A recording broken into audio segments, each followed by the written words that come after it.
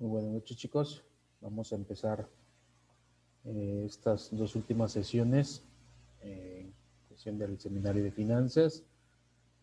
Hoy terminamos las dos sesiones en cuanto a esta materia.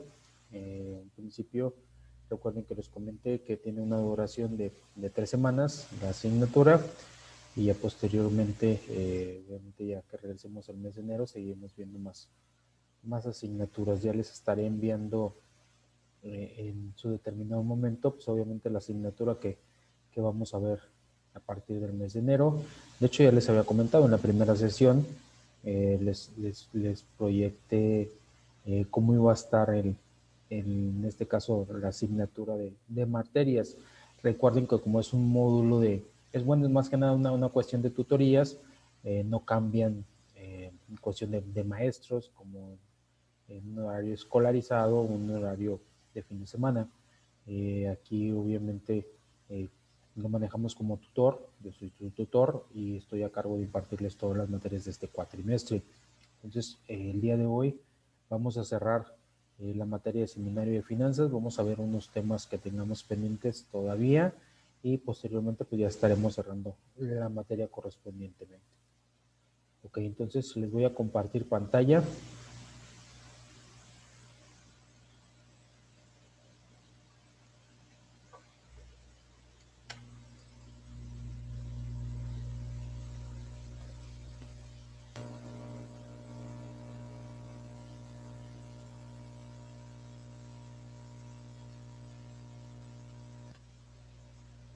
De hecho, hemos estado viendo, obviamente, la cuestión de información financiera, las finanzas, para qué nos sirve, la cuestión de quiénes manejan las finanzas, todo ese tipo de cuestiones es lo que hemos estado viendo. Y también después empezamos a ver la cuestión de la bolsa de valores. De hecho, vimos la cuestión de rentabilidad, seguridad y liquidez.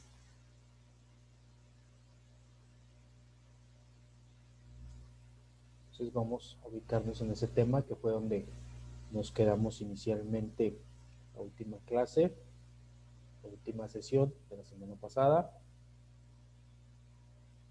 Vimos esta parte, obviamente el impacto, la cuestión de la bolsa de valores y el impacto en el financiamiento de las empresas. Vimos las características, como les mencionaba, rentabilidad, seguridad, liquidez, y obviamente dentro de ese el mismo tema de cuestión de la bolsa de valores y el impacto que tiene, hay participantes. Nos dice que los participantes en la operación de la bolsa de valores son básicamente, obviamente, los demandantes de capital en cuanto a empresas, organismos públicos o privados y otros entes, los oferentes de capital, como los ahorradores y los inversionistas, y los intermediarios, que son los agentes de bolsa. De hecho, pues es lo que se maneja en una bolsa de valores. Alguien que quiere capital, que demanda capital en su momento, pues que le presten, o en su momento obviamente necesita flujo de efectivo para poder seguir invirtiendo, subsanando pues sus finanzas, que tengas finanzas sanas. Entonces, eso se refiere a la cuestión de que una empresa a lo mejor necesita dinero o emita acciones y las saca a vender en bolsa. Pues obviamente hay inversionistas que se dedican a comprar acciones y obviamente pues esas acciones les van a traer dividendos. Hay organismos públicos, privados, y hay otros entes que necesitan pues obviamente la cuestión y la intermediación de la por medio de la bolsa de valores, los oferentes de capital, quienes en este caso ahorradores e inversionistas, quienes prestan en su momento o invierten en determinado momento también, pero pues obviamente les va a traer una rentabilidad a ellos. Y los intermediarios pues son, como menciona aquí, los agentes de bolsa, como ya lo mencionamos, que son muchas veces no existe el trato directo entre los oferentes de capital y los demandantes de capital, sino que existe un intermediario. Entonces ese intermediario tiene sus clientes y obviamente que son los oferentes, alguien que quiere invertir o que quiere sus ahorros que le paguen dividendos, pues obviamente los intermediarios tienen clientes y en determinado momento hay empresas interesadas en eso y son los que negocian pues dónde van a invertir, sobre qué, o mueven el capital de sus oferentes muchas veces también para ganar más utilidad. El mercado de valores es parte, obviamente, del sistema financiero. Como está integrado por el mercado de valores, por la banca comercial y a su vez el mercado de valores por mecanismos de financiamiento directo. Existe un mercado primario, que son las empresas de financiamiento, y el mercado secundario, que es el que brinda liquidez. También existe una banca comercial, que es un mecanismo de financiamiento indirecto. Dentro del mercado de valores tenemos los mercados primarios, como vimos. ¿Qué es lo que incluyen dentro de los mercados primarios? Existen acciones, bonos, etcétera, en cuestión de las empresas. O sea, en una empresa, como les comentaba, emite acciones, bonos, etcétera. Obviamente lo subasta en la bolsa de valores, inversionistas que estén interesados financian y ese financiamiento regresa a las empresas. Así es como funciona el mercado primario dentro del mercado de valores. Pero también existe el mercado secundario. Hay un inversionista, hay una sociedad o un agente de bolsa, hay sociedades también o hay agencias también de bolsas que se encargan de manejar el dinero. Ellos invierten lo del inversionista, el dinero en la bolsa de valores y obviamente, pues obviamente va a traer dividendos y por lo tanto también la sociedad, el agente de bolsa, ¿qué es lo que hace? Pues va a cobrar por sus servicios en determinado momento. Tenemos otro escenario que es donde existe un inversionista 2, existe una sociedad de agente de bolsa 2 también y obviamente pues también va a cotizar en bolsa. O sea, una persona, un inversionista puede invertir en varias cosas a la vez, no es necesariamente que se invierta nada más en un solo rubro, puede invertir en varias cosas a la vez, puede comprar acciones de varias empresas a la vez y también en determinado momento puede tener varios, en este caso, agentes de bolsa. O sea, cada agente de bolsa puede manejar alguna parte proporcional del efectivo del inversionista. Existen valores a emitir, obviamente las empresas en la bolsa de valores. Si las empresas pueden contemplar la inscripción de dos tipos de valores. Número uno, tenemos el instrumento de renta fija, en este caso, como la deuda fija, que implica la creación de un valor típicamente un bono o papel comercial. Dice que representa el compromiso de la empresa de pagar el capital que obtenga en préstamo más un rendimiento específico en un plazo determinado. Estas obligaciones son llamadas renta fija por establecer la tasa de retorno que pagarán desde el inicio de la emisión.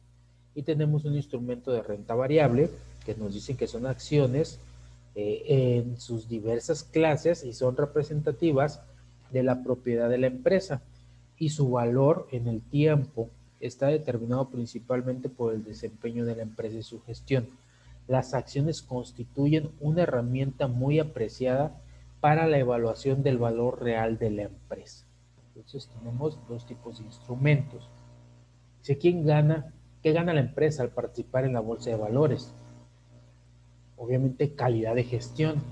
Dice que las exigencias de transparencia que pone el mercado obliga a la empresa a elevar la calidad de su gestión para cumplir estándares de nivel global. Entonces, si una empresa cotiza en bolsa, pues obviamente tiene que ser una empresa de calidad, servicios de calidad, productos de calidad, que es una empresa rentable, que obviamente sus productos se vendan, que sea una marca reconocida a nivel mundial, etcétera, etcétera, etcétera. Otra de las cosas que gana la empresa son menores costos de financiamiento. Dice, la bolsa de valores es una extraordinaria fuente de financiamiento para proyectos de crecimiento de largo plazo o adquisiciones. También gana la transparencia y objetividad en la evaluación. Dice que el valor de la empresa es constantemente evaluado por el mercado en base a la información presentada por la empresa. También gana la dinaminación de la propiedad. Dice, provee un mecanismo directo para los socios fundadores o inversionistas originales que desean recuperar su inversión. Se retiene el control y la administración entre los accionistas controladores, mientras se incorporan socios financieros pasivos que solo aportan capital. Una forma de lograr el beneficio de alinear el interés de maximizar el valor de la compañía es a través de la compensación en acciones de los ejecutivos y directores.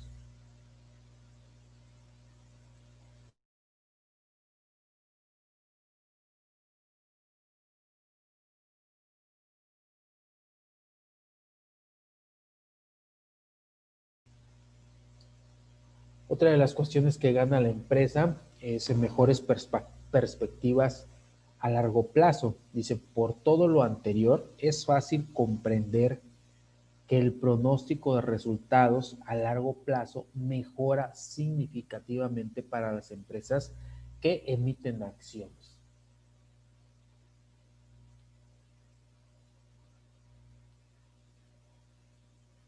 Entonces, eso es en cuanto a la cuestión de la bolsa de valores. No sé si hasta aquí tengan alguna duda o tengan algo que comentar, chicos. ¿Alguna duda, algún comentario, algo que quieran agregar?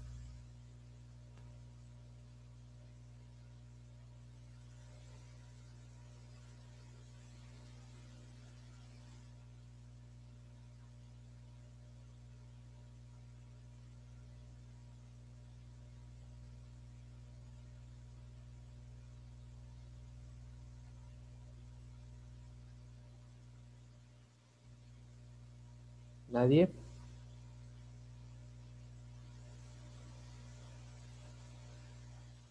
Ok, bueno, entonces vamos a proseguir. Vamos a proseguir con el valor del dinero en el tiempo. Obviamente hay cuestiones, a lo mejor ya han visto en la cuestión de finanzas, la cuestión del interés simple, interés compuesto, valor presente, valor futuro, tasas de interés reales, etcétera, etcétera. Pues vamos a ver, les va a servir también como para recordatorios, vamos a ver a grandes rasgos, muy a grosso modo también, porque pues esto ya lo vieron anteriormente en materias muy específicas. ¿A qué nos referimos con el valor del dinero en el tiempo? Nos dice, con la finalidad de que la empresa adquiera el valor posible, para los accionistas se debe seleccionar siempre la mejor combinación de decisiones sobre inversión, financiamiento y dividendos. Si estas decisiones son acertadas, se contribuirá en el rendimiento y riesgo de la empresa, así como en el valor que ella tenga ante el público. Para ello, antes es necesario tomar en cuenta el valor del dinero en el tiempo y cómo calcular el valor final. Dice el valor presente y la tasa interna de rendimiento de una inversión. ¿Cuál es el objetivo? Dice brindar las herramientas técnicas y conceptuales para evaluar económica y financieramente una inversión o un financiamiento. La relación entre el sol de hoy, entre un sol de hoy, un sol en el futuro, se conoce como valor del dinero en el tiempo. Para la mayoría de nosotros, un sol en el futuro es menos valioso, o sea, hace que preferimos tener un sol hoy que un sol en el futuro. A eso se refiere. Obviamente tiene que ver esta cuestión con matemáticas financieras. Dice, la matemática financiera tiene que ver, obviamente, es una herramienta para el valor del dinero y es utilizada por los financistas para las decisiones financieras en base a un razonamiento lógico. Desarrolla un conjunto de fórmulas útiles en el campo financiero.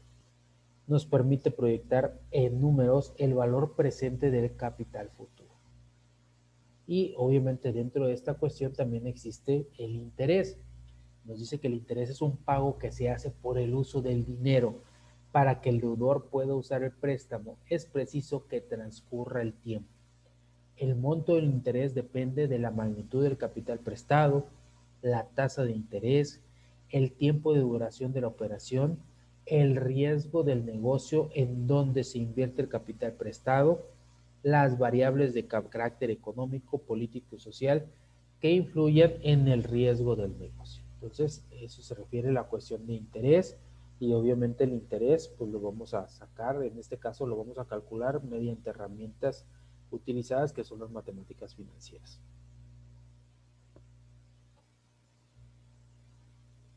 Dentro de esta cuestión, pues hay varios tipos, dentro de este tema hay varios tipos de interés. Interés simple, interés compuesto, valor presente, valor futuro, tasa interna de retorno, TIRS, las anualidades y las perpetuidades. ¿A qué nos referimos con interés simple? Dice que es una operación de interés donde el capital que genera dicho interés permanece constante a lo largo del tiempo que dura la operación. O sea, es constante. Aquí en la imagen podemos ver que pues, es capital, dinero, en el primer año pues se cobra ese dinero más el interés. Si pasa el segundo año, si sigue prestando el interés, ya son dos, obviamente, interés por año. Aquí se manejaría un interés anual, pues dos bolsitas más que se acumula el capital inicial. Si tenemos a 3 años, pues obviamente el capital inicial, más el interés del primer año, más el interés del segundo año, más el interés del tercer año. Entonces es algo fijo, no varía, no cambia. Si tenemos un préstamo, este préstamo a lo mejor ahí son 10 pesos y cada año, pues el primer año van a cobrar un peso, el segundo año y un año por peso, entonces aquí estaremos pagando en total 10 pesos y al finalizar los 3 años, pues estaremos pagando 13 pesos, que es un peso por cada año, es fijo, un peso por año, un peso por año, un peso por año, por ponerle un monto, en este caso, a ese respectivo ejemplo de la imagen. Pero tenemos también un interés compuesto, que es el interés que se paga sobre un préstamo o una inversión y que se suma al principal. Y como resultado de ello se ganan intereses sobre intereses. Es un interés que se denomina interés de vengado porque es interés sobre interés. Tenemos un préstamo, el 10% el primer año, 10% el segundo año, otro 10% el tercer año. Al finalizar, ¿cuánto tendremos si prestamos 1,000 pesos? Entonces, tenemos en este caso 1,000 pesos en lo que prestamos y el 10% de 1,000 en el segundo año son 1,100. En el segundo año son 1,210. Dicen ustedes, ¿por qué 1,210? Porque aquí no es interés en este caso simple.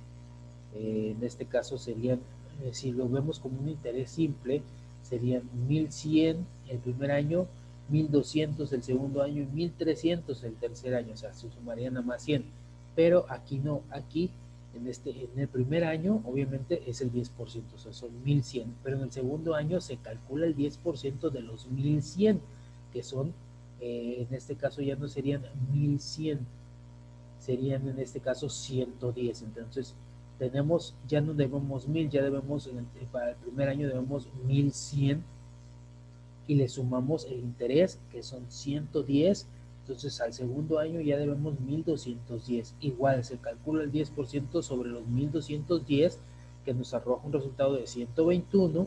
Lo sumamos a lo que debemos en el segundo año, que es 1,210 más 121.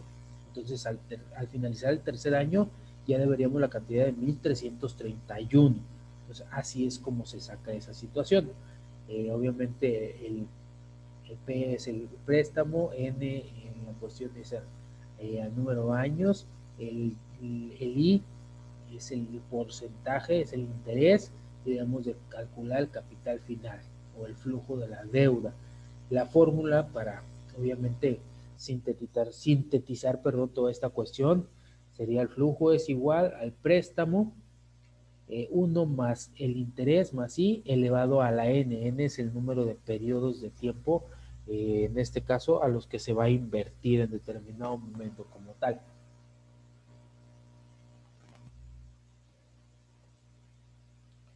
¿Cuáles son las diferencias entre el interés simple y el interés compuesto? El interés simple dice, este no se capitaliza, y el compuesto, pues obviamente este interés sí se capitaliza. El interés simple, en una operación de interés simple, el capital que genera dicho interés permanece constante a lo largo del tiempo que dura la operación. En el interés compuesto, el interés que se paga sobre un préstamo o una inversión se suma al principal y como resultado de ello se ganan interés sobre interés, como lo vimos, o sea, no se calcula sobre el interés directamente sobre el monto inicial, sino con el monto más el interés. Y luego da un nuevo monto. A ese nuevo monto, obviamente, se le va a cargar el interés. Entonces, dicho de otra manera, se ganan intereses sobre los intereses ya ganados anteriormente. Por esto se le denomina interés compuesto. Es un interés devengado, es un interés sobre interés. Otra de las cuestiones dentro de aquí de las matemáticas financieras, para checar la cuestión y abarcar más el tema del valor del dinero en el tiempo, tenemos la cuestión del valor presente, que consiste en el cálculo del capital inicial o valor presente. Nos dice que el capital inicial o valor presente de un importe con vencimiento en una fecha futura es aquel que a una tasa de interés dada alcanzará un monto igual a su valor futuro a la fecha de vencimiento.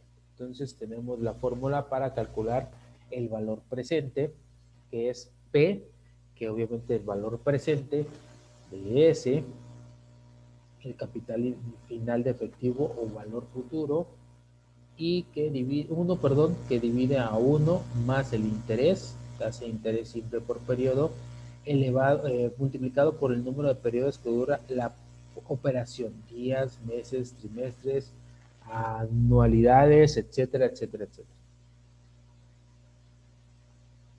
Entonces, de esa manera podemos calcular el valor del dinero en el tiempo. Interés simple, interés compuesto y el valor presente. No sé si hasta aquí tengan alguna duda, chicos, o algún comentario, algo que quieren aportar más al tema.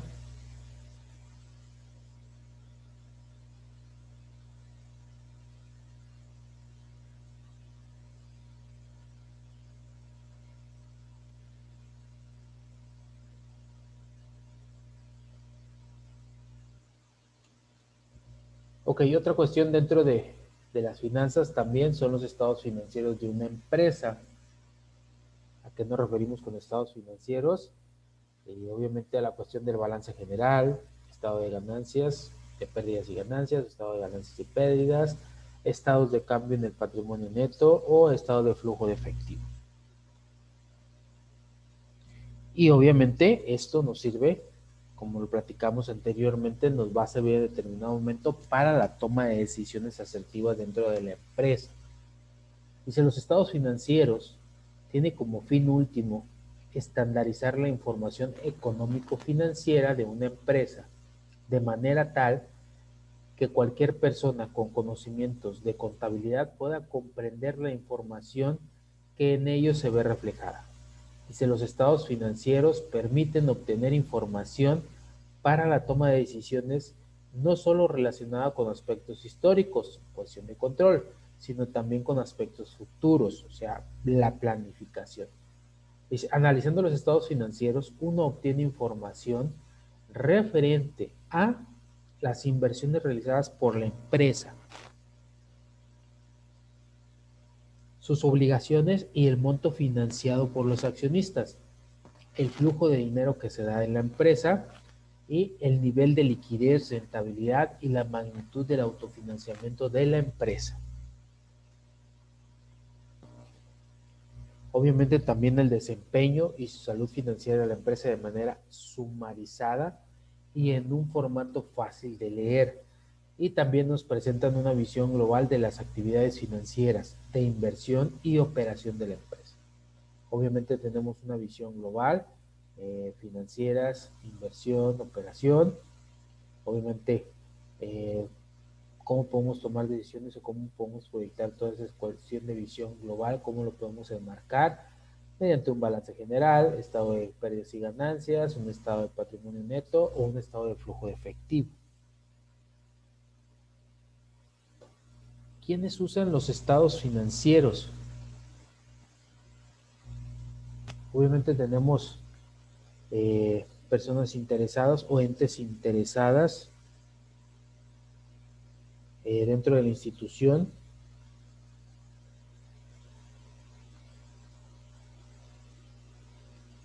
Hay internos como los accionistas, como los directores, la gerencia, como las finanzas, como la Contraloría, como la Tesorería y como los analistas financieros.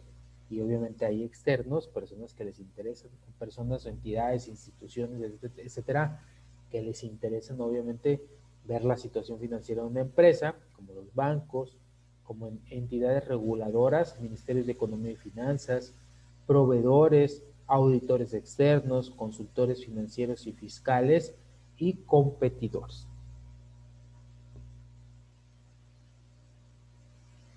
Y les mencionaba los estados financieros, balance general, estado de pérdidas y ganancias, estado de cambio del patrimonio neto y estado de flujo de efectivo.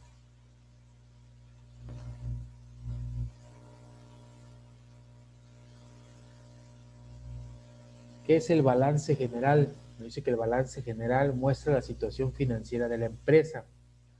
Refleja todos los bienes y deberes que tiene la empresa a un determinado periodo. ¿Cuál es la estructura? Maneja un activo, que es la muestra de las inversiones realizadas por la empresa y se divide en corrientes y no corrientes. O activo, en este caso hay un activo corriente y no corriente. Tenemos, pues obviamente, más divisiones del activo en cuestión de activo circulante, activo fijo y activo diferido. Y también tenemos un pasivo que muestra la estructura de financiamiento de la empresa. El financiamiento obtenido de terceros, dice, estos pueden ser de corto y largo plazo. Y también tenemos la cuestión del patrimonio, que muestra el financiamiento obtenido de los accionistas, la misma que incluye también de las utilidades retenidas o por distribuir, en este caso pues capital. Activo es igual a pasivo más capital. Dice obviamente es un documento contable estático que muestra la situación financiera de la empresa en un determinado periodo y sus cifras son acumulativas año con año. Obviamente lo que dice activo pues es igual a lo que son en cuestión de patrimonio. Nos dice obviamente algunos ejemplos de cuentas del activo, caja, clientes, inventarios, impuestos por recuperar. Obviamente esos son activos circulantes. Luego tenemos activos fijos, terrenos, edificios, maquinaria y equipo, depreciación. Tenemos también activo diferido como cargos diferidos. Y también tenemos los pasivos o deudas, como se le denominan, de intereses por pagar, cuentas por pagar, obligaciones fiscales por pagar. Esos son pasivos, en este caso circulantes o corto plazo. Y tenemos préstamos bancarios a largo plazo. Serían pasivos diferidos también. Y el capital, pues obviamente son las aportaciones de los socios en determinado momento. Y tenemos el procedimiento que pues, obviamente debemos de seguir para sacar los resultados pertinentes. Tenemos el resultado neto del periodo, también el total capital contable y también tenemos el total pasivo y capital.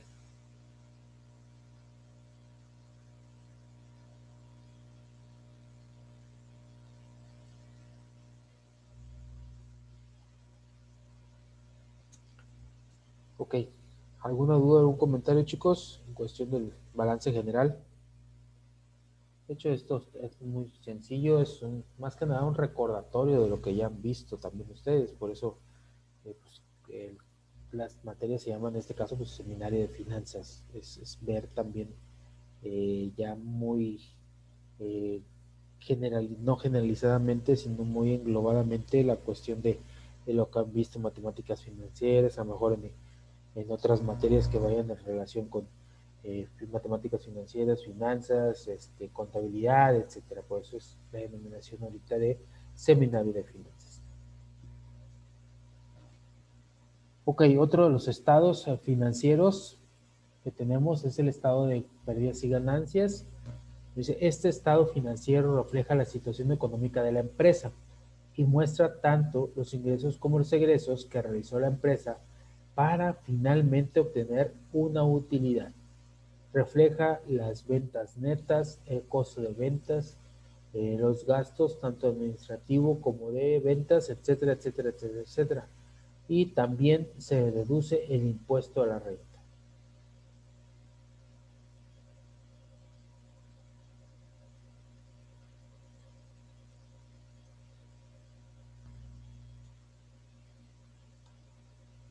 Tenemos un ejemplo de un estado de pérdidas y ganancias, donde vemos las cuentas que tenemos en determinado momento, ventas, otros ingresos, ingresos totales, costo de ventas, cómo se saca, la utilidad bruta. Obviamente tenemos diferentes subresultados, porque al final obviamente queremos obtener la utilidad neta del ejercicio.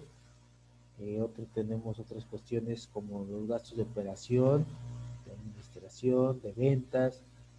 Tenemos, pues obviamente sacamos una utilidad de operación una vez que vayamos desglosando cada uno o restando en su momento. Tenemos la utilidad de operación, tenemos el resultado integral de financiamiento, un gasto financiero, productos financieros, fluctuaciones cambiarias, ganancia por posición monetaria, otros gastos netos, utilidad antes de impuestos y participación de los trabajadores en utilidades. También aquí obviamente va englobado. Tenemos los impuestos y participación de los trabajadores en sus utilidades. Tenemos la utilidad neta antes del cambio en principio contable, cambio en principio contable, impuesto, etcétera, y luego ya nos da la utilidad neta.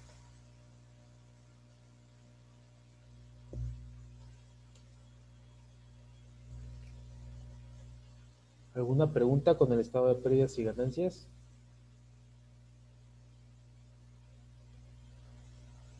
¿Dudas?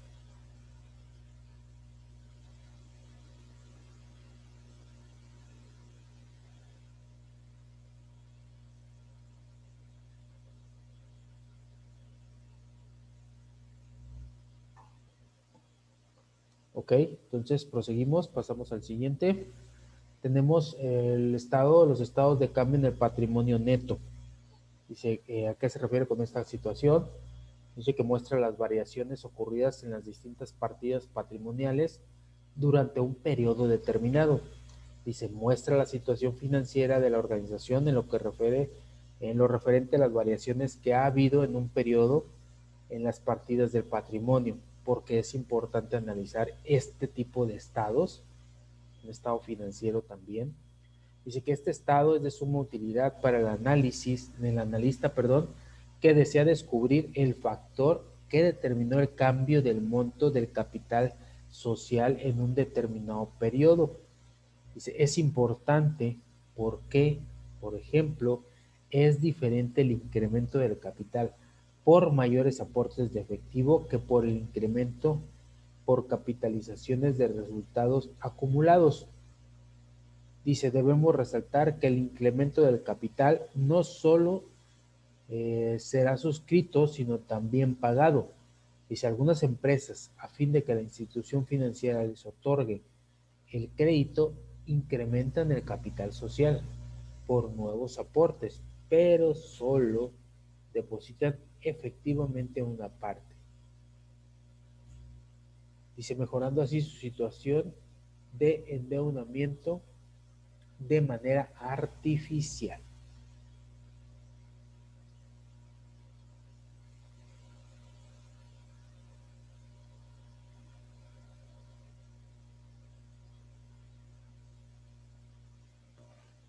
Ok, ¿hasta aquí tienen alguna duda, chicos?